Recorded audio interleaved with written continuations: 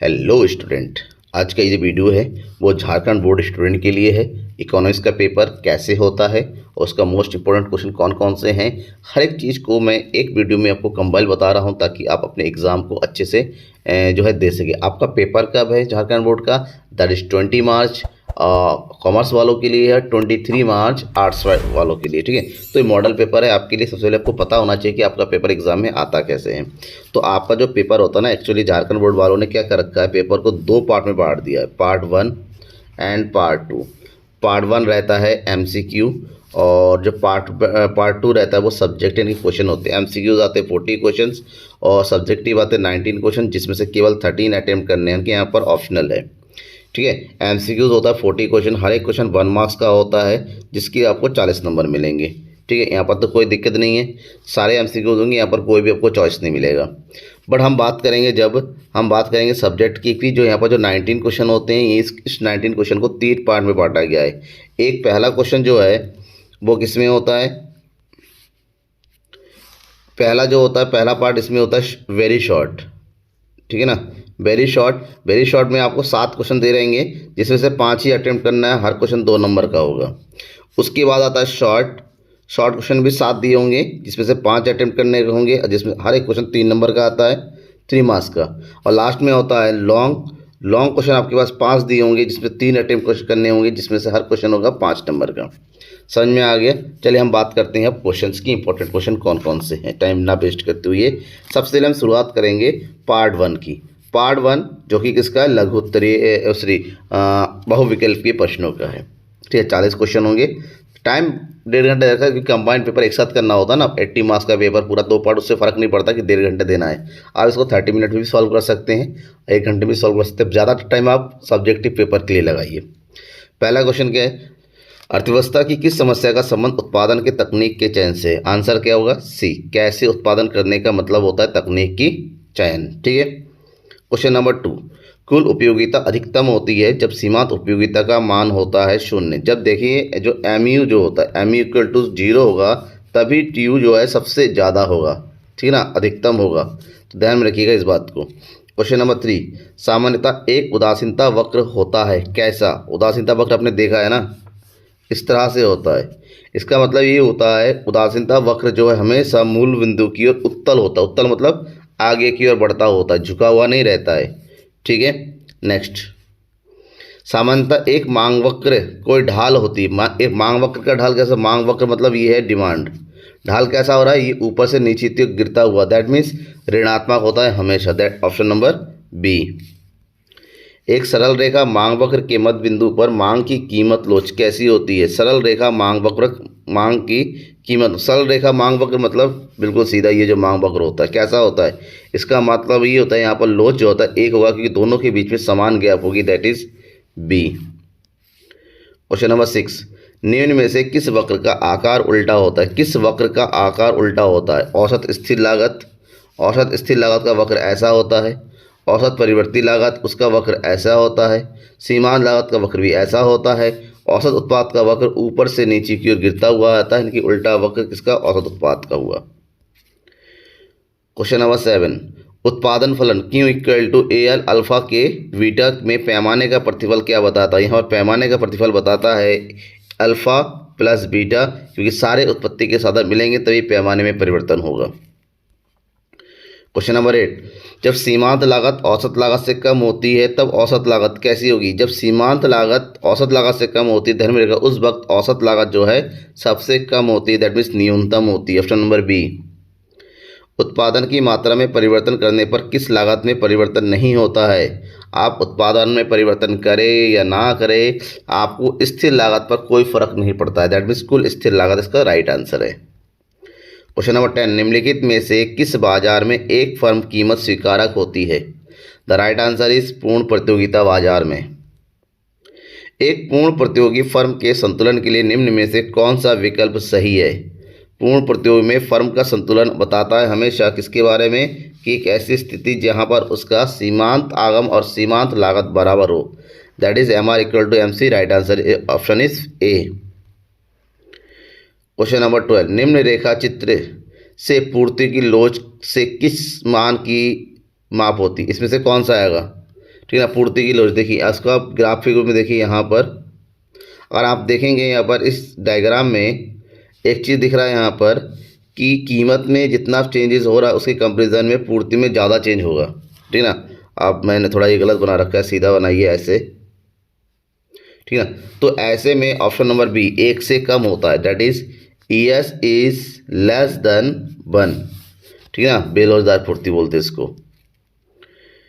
Question number 13, एक मुश्त कर लगाने से किस वस्तु की पूर्ति पर क्या प्रभाव पड़ता है। अगर एक मुश्त कर लगाया जाता है तो पूर्ति कम हो जाती है, क्यों? क्योंकि जितना ज़्यादा टैक्स लगेगा वस्तु का कीमत उतना बढ़ेगी, ठीक है ना। ऐसे में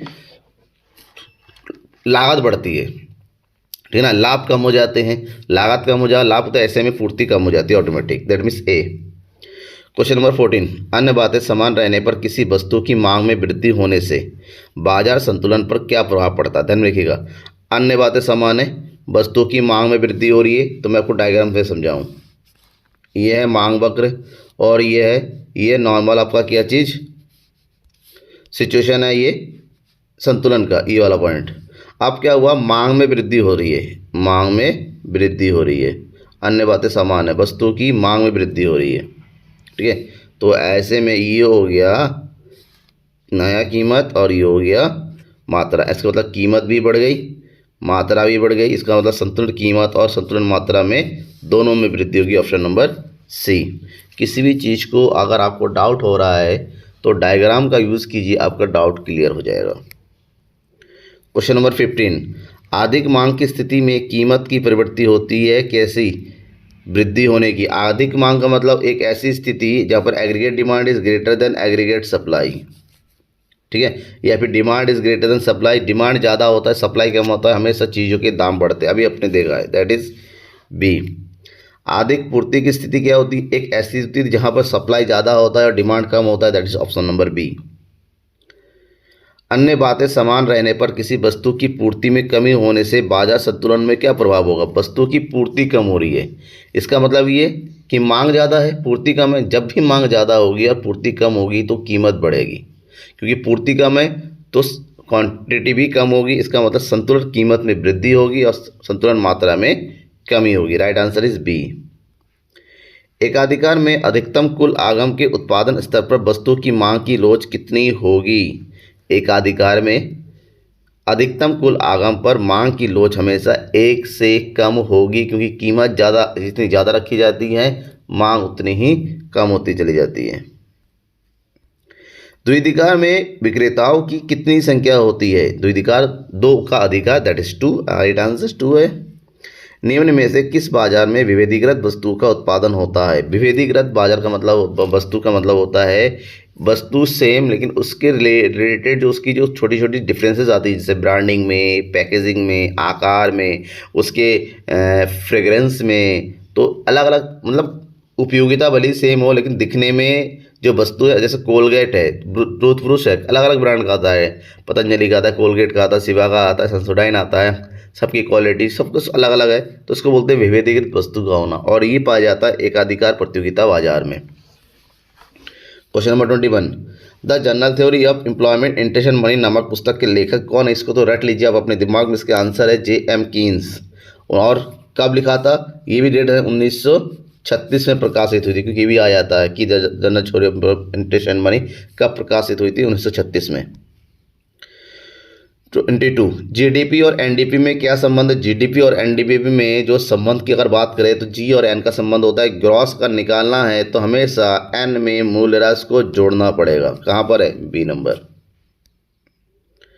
क्वेश्चन नंबर 23, निम्न में से किस वस्तु के निर्माण में गेहूं एक मध्यवर्ती वस्तु है। गेहूं मध्यवर्ती वस्तु का मतलब होता है गेहूं का प्रयोग करके दूसरी वस्तु का प्रयोग बनाया जा रहा है, जिसमें से चपाती, बिस्कुट, ब्रेड, ये तीनों ही गेहूं के प्रयोग से ही बनता है, ठीक है ना। इसकी गेहूं मध्यवर्ती वस्तु है, दैट इज इनमें से सभी। 24, किसी वर्ष जीडीपी की गणना में निम्न में से किस मध्य के मूल्य को शामिल नहीं किया जाता। जीडीपी में सही वस्तुओं का, सही प्रकार की आयों का मूल्य शामिल किया जाता है, लेकिन इसमें से क्या नहीं आया, नई कार का मूल्य आता है। प्रयुक्त कार का बिक्री मूल्य, ये क्या है, सेकेंड हैंड, और सेकेंड हैंड का बेचने का मूल्य, खरीदने का मूल्य राष्ट्रीय आय में शामिल नहीं होता है, that means option number B is right. Question number 25, निम्नलिखित में से किस विधि से जीडीपी की गणना की जाती है? जीडीपी की गणना की विधि है मूल्य वृद्धि विधि, आय वृद्धि, व्यय विधि, तीनों ही विधि है। That means option number D, इनमें से सभी। सन 2016 में किए गए विमुद्रीकरण में किस मूल्य के नोट को बाजार प्रचलन से बाहर कर दिया गया था? ये आप लोगों को पता ही होना चाहिए, 500 और 1000 के नोट को। That is option number B. निम्न में से कौन सा एक कार्य केंद्रीय बैंक का नहीं है? कौन सा कार्य केंद्रीय बैंक नहीं करेगी? मुद्रा निर्गमन करती है, शाख नियंत्रण ये भी करती है, जनता से जमा स्वीकार करना ये व्यावसायिक बैंकों का कार्य होता है, केंद्रीय बैंक का नहीं। Option number C is right. भारत का केंद्रीय बैंक कौन है? भारतीय रिजर्व बैंक। इस तो भूला नहीं होगा ना आप लोगों ने। निम्नलिखित में से सबसे तरल मुद्रा कौन सी है? M1 सबसे तरल मुद्रा है, जिसके अंतर्गत क्या शामिल होता है? यहाँ पर M1 इक्वल टू होता है C+DD+ और इसके बारे में डिटेल जो है इस सैम्पल पेपर के बिल्कुल लास्ट वाला क्वेश्चन है, मुद्रा पूर्ति जरूर देखिएगा, बहुत ही इंपॉर्टेंट है, एग्जाम में बहुत ज़्यादा आता भी है और आपको उतना एक्सप्लेनेशन किसी बुक में नहीं मिलेगा जो मैं आपको देने वाला हूँ। उपभोग फलन इक्वल टू A+BY में प्रेरित उपभोग क्या है? प्रेरित उपभोग एक होता है ऑटोनोमस स्वायत्त उपभोग, ठीक है ना, आय हो तब ना हो ना तब भी खर्च करना पड़ता है, वो क्या होता है? वो होता है ए स्वायत्त उपभोग। यहाँ पर बी क्या है? MPC। बॉय क्या है? इनकम। तो राइट आंसर क्या है? सी, प्रेरित उपभोग सी ही बचा, ठीक है ना, सिंपल सा आंसर है। आपको केवल ये बताइए कौन सा नहीं है तो ऑटोमेटिक आपको राइट आंसर मिल जाएगा। MPC प्लस MPS का टोटल हमेशा 1 होता है, इधर में देखिए क्वेश्चन नंबर 31 का आंसर है MPC plus MPS equal to what? That is 1। निम्न रेखा चित्र में स्वायत्त निवेश की रेखा के स्वायत्त निवेश एक ऐसा निवेश होता है अर्थव्यवस्था के बढ़ने घटने से उस निवेश का फर्क नहीं पड़ता, हमेशा कांस्टेंट रहता है। तो कांस्टेंट बताने वाला कौन सा लाइन है? दैट इज CD, जो कांस्टेंट है, देखिए एक सीधी लाइन में चल रही है, that is answer is C. Question number 33, किसी अर्थव्यवस्था में यदि MPS 0.5 है तो गुणक का मान क्या होगा? अगर MPS दे रखा है तो गुणक का जो फार्मूला होता है वो होता है K इक्वल टू 1/MPS, ठीक है ना। ऐसे में फार्मूला लगाइए 1/0.4, पॉइंट हटाया, 0 बढ़ाया और 4 से 10 को भाग कीजिए, 4 दूनी 8 बचा 2, 4 पंजे 20, दैट इज डी। ओके। निम्न में से प्रत्यक्ष कर का एक उदाहरण कौन सा नहीं है? कौन सा प्रत्यक्ष कर नहीं है? डायरेक्ट टैक्स, उपहार कर, डायरेक्ट टैक्स है, संपत्ति कर, आय कर, तीनों है, वस्तु और सेवा कर। GST भारत का सबसे बड़ा इनडायरेक्ट टैक्स है, ध्यान में रखिएगा। निम्न में से सार्वजनिक वस्तु का एक उदाहरण कौन सा है? सार्वजनिक वस्तु जो सभी लोग प्रयोग करते हैं, जिसमें किसी का अधिकार नहीं होता, दैट इज सड़क, कार बस निजी वस्तु है, चॉकलेट, कपड़ा सब निजी वस्तु है। भारत में GST कब लागू किया गया था? ठीक है ना, नोटबंदी के ठीक अगले साल, ठीक है ना, दैट मीन्स 2017 में, 2016 में नोटबंदी हुआ, 2017 में GST हुआ। राजस्व व्यय एवं राजस्व प्राप्तियों के अंतर को क्या कहा जाता है? राजस्व व्यय और राजस्व प्राप्तियों के अंतर को कहा जाता है राजस्व घाटा, ठीक है ना, बाकी चीज़ें नहीं आती इसमें, केवल राजस्व व्यय और राजस्व प्राप्ति आती है, दैट इज राजस्व घाटा है। और 38, व्यापार संतुलन क्या है? व्यापार संतुलन निर्यात और आयात का अंतर होता है, और दूसरी बात होता है इसमें केवल वस्तुओं को शामिल किया है, ठीक है ना, दृश्य वस्तुओं के आयात और दृश्य वस्तुओं के निर्यात के अंतर को, ठीक है। Question option number B.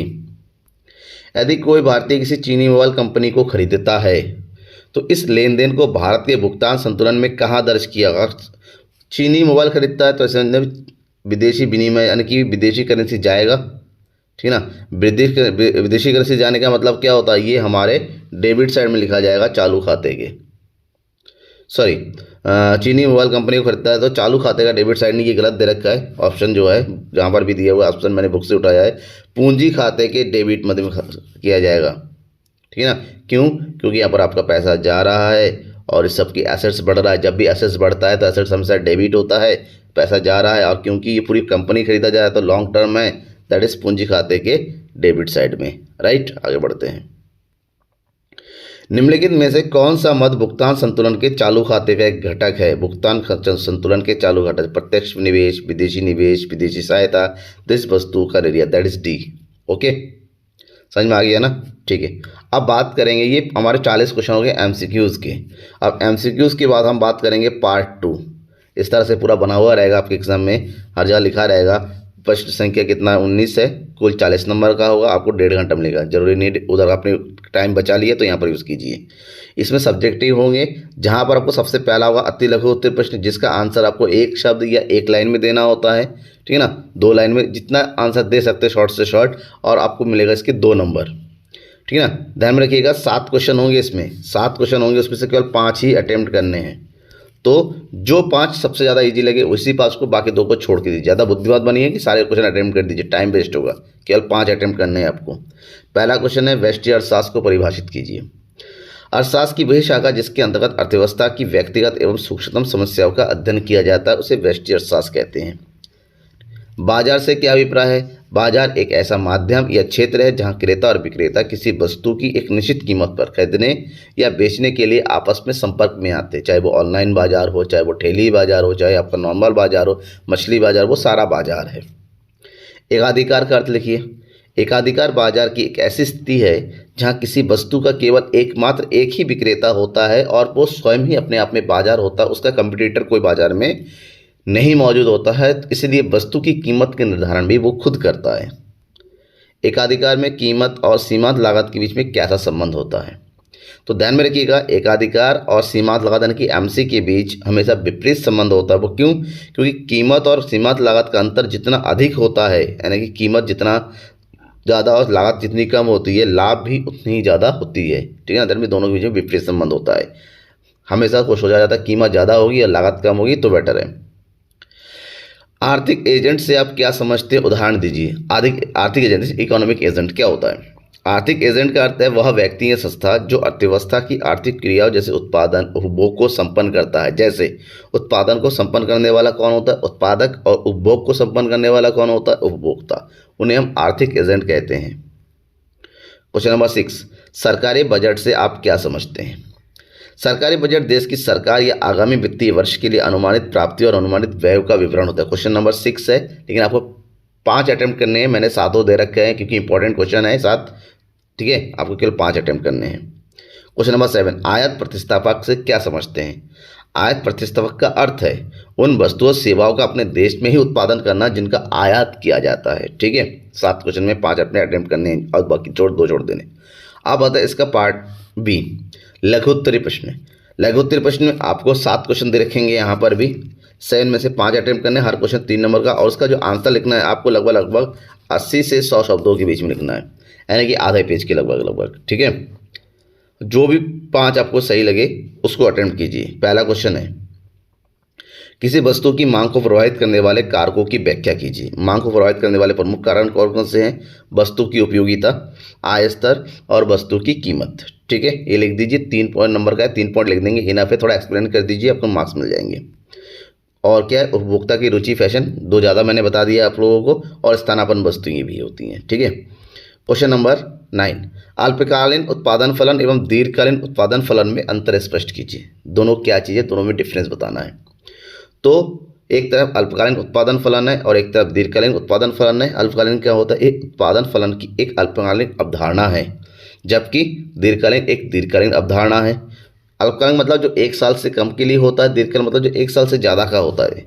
अल्पकाल में कुछ साधन स्थिर होते हैं और कुछ परिवर्तनशील होते हैं, जबकि दीर्घकाल में कोई भी साधन स्थिर नहीं होता है।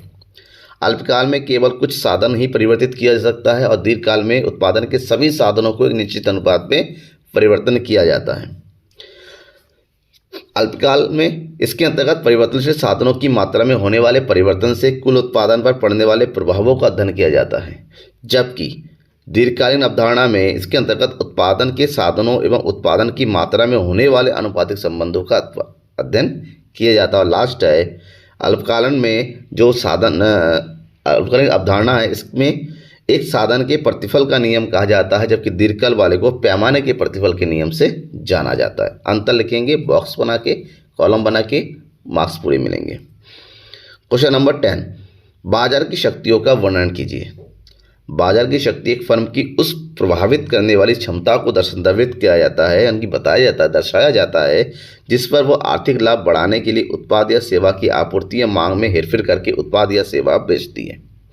दूसरे शब्दों में हम कह सकते हैं, बाजार की शक्ति तब होती है जब एक फर्म पूरी तरह से लोचदार मांग वक्र का सामना नहीं करती है राजस्व कोई बिना सीमांत लागत से ऊपर अपनी कीमत निर्धारित करती है। इससे इंगित करते हैं कि बाजार की शक्ति का परिणाम कीमत और सीमांत लागत के बीच अंतर के साथ एक फर्म के अधिकतम उत्पाद के स्तर से जुड़ा हुआ है। बाजार शक्ति के प्रमुख स्रोत भी बताने हैं आपको, जैसे इस प्रवेश के लिए उच्च बाधाएं, पैमाने का बढ़ता हुआ प्रतिफल, उच्च स्टार्टअप लागत, उपभोक्ता की ब्रांड निष्ठा, प्रतिष्ठा पर उपभोक्ताओं द्वारा रखा गया मूल्य और सरकार की नीतियाँ और नियम। क्वेश्चन नंबर 11, राष्ट्रीय की गणना की उत्पाद विधि का वर्णन कीजिए। राष्ट्रीय गणना की उत्पाद विधि, ठीक है, 3 मार्क्स का है।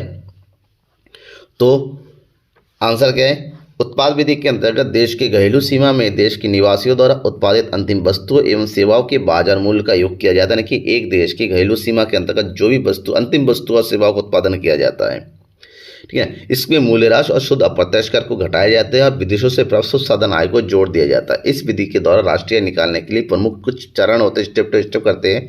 चरण नंबर 1, उत्पादन मूल्य की गणना की जाती है, जिसमें फर्मों द्वारा उत्पादित वस्तु और सेवाओं के बाजार मूल्य को जोड़ा जाता है। इसे उत्पादन मूल्य कहा जाता है। इसके लिए फार्मूला है उत्पादन मूल्य बराबर बिक्री की मात्रा प्लस स्टॉक में परिवर्तन। और यहाँ पर जो स्टॉक में परिवर्तन होता है ना, इसको निकाला जाता है अंतिम स्टॉक माइनस प्रारंभिक स्टॉक से। स्टेप नंबर 2, मूल्य वृद्धि की गणना की जाती है, एक्चुअली में कितना मूल्य वृद्धि हुआ, और इस चरण में उत्पादन के मूल्य मध्यवर्ती वस्तुओं के मूल्य को घटा दिया जाता है। दैट मीन्स उत्पादन का मूल्य माइनस मध्यवर्ती वस्तु, ठीक है। चरण नंबर 3, सकल मूल्य वृद्धि कैलकुलेट किया जाता है, ग्रॉस वैल्यू एडेड। उत्पादन के प्रत्येक क्षेत्र द्वारा उत्पादित मूल्य वृद्धि का योग किया जाता है। अलग अलग क्षेत्र, आपको पता है उत्पादन के 3 प्रमुख क्षेत्र होते हैं, कौन कौन से? प्राथमिक क्षेत्र, द्वितीयक क्षेत्र और तृतीयक क्षेत्र। तो ऐसे में इन तीनों क्षेत्र में जो भी मूल्य वृद्धि होगी सबको जोड़े देंगे, तब बनेगा हमारा सकल मूल्य वृद्धि, जिसको हम जीडीपी एमपी भी कहते हैं। और लास्ट स्टेप में राष्ट्रीय की गणना की जाती है, यानी कि जो भी हमने जीडीपी एमपी कैलकुलेट किया उसमें से मूल्य राशि को, शुद्ध अप्रत्यक्ष कर को और विदेशी से प्राप्त सुसाधन आय को घटा देंगे, विदेशी सुसाधन आय को जोड़ देंगे और इन दोनों को घटा देंगे, तब जाके हमें राष्ट्रीय आय की प्राप्ति होगी। राइट, ध्यान में रखिएगा। क्वेश्चन नंबर 12, मुद्रा की किन्हीं 3 मुख्य कार्यों का उल्लेख कीजिए। मुद्रा के कार्य, 3 कार्य कौन कौन से? विनिमय का माध्यम होता है, मूल्य के मापक का कार्य होता है, इसके बारे में एक्सप्लेनिंग भी करना है, एक्सप्लेनेशन जरूर पढ़िए, ठीक है। और तीसरा कार्य होता है भावी स्थगित भुगतानों का आधार, मतलब आज जो आप खरीद रहे हैं उसका भुगतान आप भविष्य में कर रहे हैं। ये किसने दिया? ये जो है किसके थ्रू हो सकता है? ये केवल और केवल मुद्रा के थ्रू ही हो सकता है, ठीक है। नेक्स्ट, समग्र मांग के घटकों को लिखिए। समग्र मांग के घटक, पहली बात तो समग्र मांग होता क्या है? एक देश के सभी नागरिकों द्वारा जितनी भी अंतिम वस्तु और सेवाओं की मांगों का योग किया होता है ना, उसे समग्र मांग कहते हैं। दूसरी बात में ये कह सकते हैं देश के नागरिकों द्वारा अंतिम वस्तु और सेवाओं को खरीदने के लिए जो भी व्यय किया जाता है उन व्ययों का योग समग्र मांग होता है। तो समग्र मांग के जो घटक होते हैं ना, उसको 2 वर्गों में बांटा गया है। एक, पहली बात तो बंद अर्थव्यवस्था में। बंद अर्थव्यवस्था एक ऐसी अर्थव्यवस्था होती है जहाँ पर केवल देश के अंदर ही व्यापार होता है, विदेशी से कोई लेना देना नहीं होता। ऐसे में अगर हम बंद अर्थव्यवस्था में इसके घटक देखें तो 2 ही होते हैं। एक होता है आपका परिवार क्षेत्र और दूसरा उत्पादक क्षेत्र। That means AD equal to यहाँ पर क्या होता है? सी प्लस आई, जहाँ पर एडी का मतलब होता है सामूहिक मांग, सी का मतलब होता है उपभोग परिवार का व्यय, आई का मतलब निवेश यानी कि उत्पादकों का व्यय। यहाँ पर इसको हम 3 क्षेत्रीय अर्थव्यवस्थाओं के अंतर्गत भी शामिल कर सकते हैं, जैसे सरकार का क्षेत्र भी शामिल कर लिया जो है, तभी ये बंद अर्थव्यवस्था की सरकार तो देश की ही होता है। अब दूसरा है बंद अर्थव्यवस्था में। बंद अर्थव्यवस्था एक ऐसी अर्थव्यवस्था होती है जिसका व्यापार विदेशों के साथ भी होता है, यानी कि इस पर आयात निर्यात भी शामिल हो जाता है। तो मतलब एडी इक्वल टू होता है सी प्लस आई प्लस जी प्लस एक्स माइनस एम। यहाँ पर एक्स माइनस एम का मतलब होता है शुद्ध निर्यात, दैट इज निर्यात माइनस आयात। क्वेश्चन नंबर 14, यदि एमपीसी का मान 0.75 है तो गुणक का मान कितना होगा? मैंने 7 क्वेश्चन का आंसर बताए हैं आपको, 5 ही अटेम्प्ट करने एग्जाम में, इन्हीं साथ कर दे मेरी तरह। मैंने इसलिए साथ करें क्योंकि आपको समझ में आना चाहिए।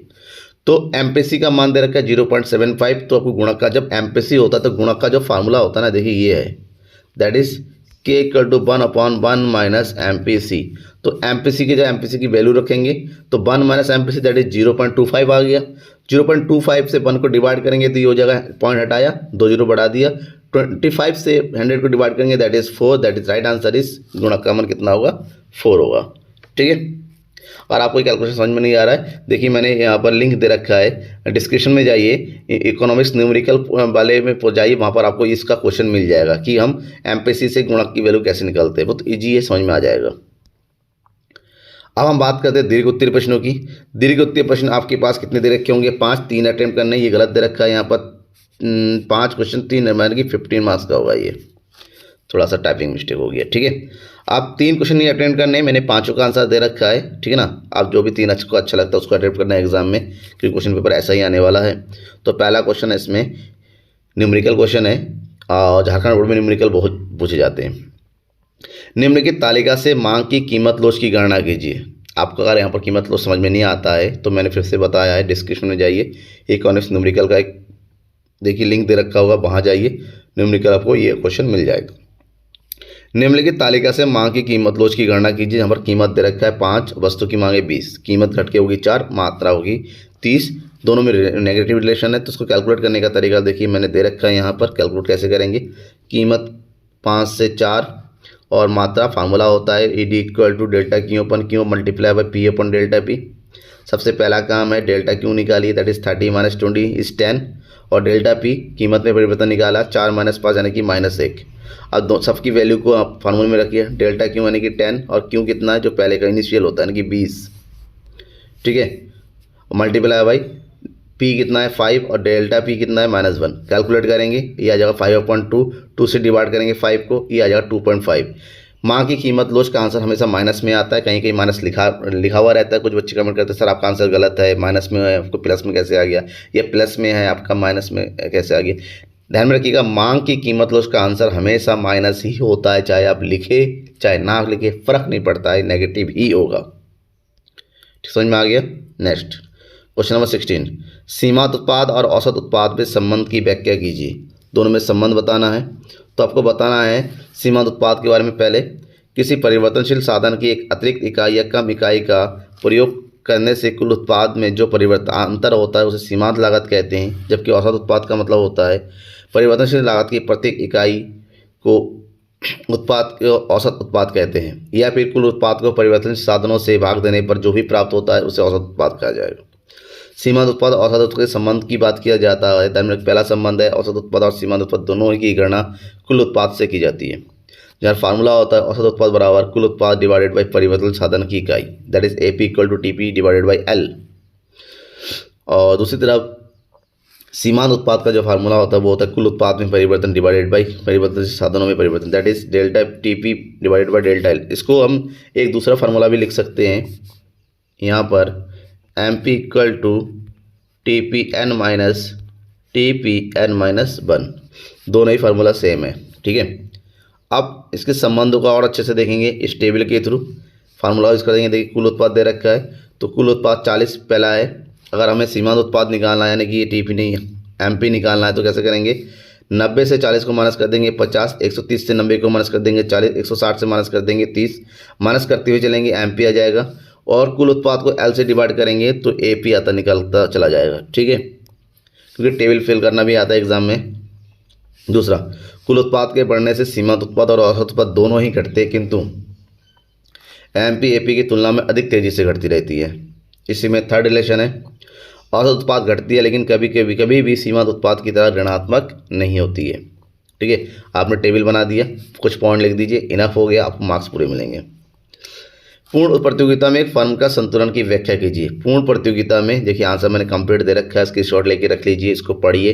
पूर्ण प्रतियोगिता में एक फर्म का संतुलन उस बिंदु पर निर्धारित होता है जहां पर, ठीक है ना, फर्म की वस्तु की मांग और वस्तु की पूर्ति आपस में क्या है, बराबर हो जाए। जिस बिंदु पर दोनों आपस में बराबर होती है उस बिंदु को हम क्या बोलते हैं, संतुलन कीमत। और इसको इस टेबल के थ्रू शो कर सकते हैं। देखिए इस टेबल में कीमत दे रखा है, मांग और पूर्ति, ये दोनों जो है 6 रुपये पे 60 यूनिट हो रहे हैं, यानी कि यहाँ पर बराबर है। ऐसे में इस बिंदु पर दोनों बराबर होते हैं जिसको बोलते हैं संतुलन कीमत, यानी कि यहाँ पर जो OP है वो संतुलन कीमत है, यानी कि जो 6 रुपये है वो संतुलन कीमत है, और 60 जो है संतुलन मात्रा है। इसके बारे में एक्सप्लेन कर दीजिए कि ऊपर उदाहरण के आधार पर जब वस्तु की कीमत 6 है, वस्तु की मांग और पूर्ति दोनों ही 60 है, कीमत 6 को संतुलन कीमत कहा जाता है, ठीक है। क्वेश्चन नंबर 18, निम्नलिखित आंकड़ों से शुद्ध मूल्य की गणना कीजिए। दो न्यूमेरिकल होता है, आ जाता है एग्जाम में, जहाँ पर विक्रय दे रखा है, कच्चे माल का क्रय, अंतिम स्टॉक, प्रारंभिक स्टॉक, अचल पूंजी का उपभोग। आपको निकालना क्या है, शुद्ध मूल्य वृद्धि, शुद्ध मूल्य वृद्धि जिसको हम बोलते हैं NBA MP, ठीक है ना। तो आप क्या शुद्ध मूल्य वृद्धि NVA, शुद्ध मूल्य वृद्धि निकालने के लिए फार्मूला यूज करेंगे, विक्रय प्लस अंतिम स्टॉक माइनस प्रारंभिक स्टॉक, यानी कि यहाँ पर इसको बोलते हैं स्टॉक में परिवर्तन। कच्चे माल के किराए इनमें मध्यवर्ती मूल्य होता है। और अचल पूंजी के उपभोग भी शुद्ध पूछा गया है तो आपको मूल्य राशि तो घटाना ही पड़ेगा, इसको मूल्य राशि भी बोला जाता है। ठीक है, सबकी वैल्यू को रख देंगे यहाँ पर। जब सबकी वैल्यू को रख देंगे तो हमारा आंसर आ जाएगा 145 लाख। ठीक है, समझ में आ गया? कोई डाउट है मुझे कमेंट बॉक्स में कमेंट करके जरूर बताएगा। और लास्ट क्वेश्चन है, मुद्रा की पूर्ति से क्या तात्पर्य है? भारतीय रिजर्व बैंक के द्वारा प्रकाशित मुद्रा की पूर्ति की वैकल्पिक मापों को परिभाषित कीजिए। मुद्रा की पूर्ति क्या है? मुद्रा की पूर्ति से अभिप्राय किसी समय विशेष पर एक देश में प्रचलित वैधानिक मुद्रा की कुल मात्रा, यानी कि देश में प्रचलित में एक्चुअली में कितना मनी है उसका टोटल। वैधानिक मुद्रा में देश के चलन में आए नोट और सिक्के दोनों शामिल होते हैं जो कि विनिमय के माध्यम के रूप में काम करते हैं। भारतीय रिजर्व बैंक आरबीआई ने मुद्रा पूर्ति को 4 वर्गों में बांटा है, M1, M2, M3 और M4, और ये शुरू हुआ 1977 से, जिसमें सबसे पहला M1 में आता है कौन 3 चीज़ें, C plus DD plus OD। यहाँ पर C का मतलब होता है लोगों के पास रखे जितने भी सिक्के और नोट है।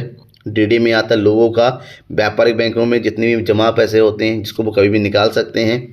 और OD मतलब अन्य जमाएं, जिसके अंतर्गत आरबीआई के पास रखे हुए वे पैसे होते हैं जो सार्वजनिक वित्तीय संस्थाओं का होता है, ठीक है ना, विदेशी सरकारी बैंकों का होता है या फिर विभिन्न प्रकार के इंटरनेशनल संस्थाओं का होता है। इसे संकुचित मुद्रा भी कहते हैं, बहुत तरल भी होता है क्योंकि लोग इसको तुरंत जो है कैश में कन्वर्ट कर सकते हैं। और नेक्स्ट है M2 में M1 के साथ तीनों आते हैं, यानी कि C plus D plus OD तीनों आते हैं, प्लस इसमें एक नया आता है SD सेविंग डिपॉजिट। ठीक है ना, देखिए लोग जो है आज के डेट में व्यापारिक बैंकों के अलावा पोस्ट ऑफिस में पैसा रखते हैं, तो पोस्ट ऑफिस में बैंक लोगों का जमा पैसा जो होता है वो इसमें इंक्लूड होता है। थर्ड वाला है M3 equal to M1 plus FD। यहाँ पर M1 यानी कि M1 के तीनों आइटम आ जाएंगे, C plus D plus OD, साथ ही एक नया आता है FD का मतलब जानते हैं ना, फिक्स डिपॉजिट। लोग व्यापारिक बैंकों में अलग अलग वित्तीय संस्थानों में जो है सावधि जमा करके रखते हैं, तो जो भी उनका FD होता है वो इसमें इंक्लूड हो जाता है। ठीक है, और लास्ट है M1 जो सबसे बड़ी मुद्रा है, सबसे विस्तृत मुद्रा है। इसके अंदर M3 यानी कि M1 के तीनों और M3 का जो FD होता है यानी कि चारों आइटम, प्लस डाकघर में जो भी पैसा जमा होता है चाहे वो सावधि हो चाहे जो भी हो, सब कुछ आ जाता है। लेकिन एक चीज़ नहीं आता है, राष्ट्रीय ऋण पत्रों पर जो बचत होता है वो इसमें नहीं आता है, उसको छोड़ के बाकी सारे पैसे जो होते हैं उसमें इंक्लूड हो जाते हैं। ठीक है ना, अब इसको थोड़ा सा एक्सप्लेन भी करना होता है, एक्सप्लेनेशन जरूरी है अगर आपको मार्क्स लेने हैं। ठीक है, लॉन्ग क्वेश्चन में हेडिंग डालिए, उसका एक्सप्लेन कीजिए, आपको पूरा मार्क्स मिलेगा। ठीक है, कैसा लगा आपको ये वीडियो, क्या ये आपके लिए हेल्पफुल है या नहीं है? ठीक है ना, जरूर बताइएगा मुझे। झारखंड बोर्ड के स्टूडेंट के लिए बेस्ट ऑफ लक, इस तरह बने रहिए। और जो भी आपके डाउटफुल क्वेश्चन है मुझे कमेंट बॉक्स में कमेंट करके बताइए, आपको हर एक क्वेश्चन का सॉल्यूशन मिल जाएगा। Thank you everyone, bye.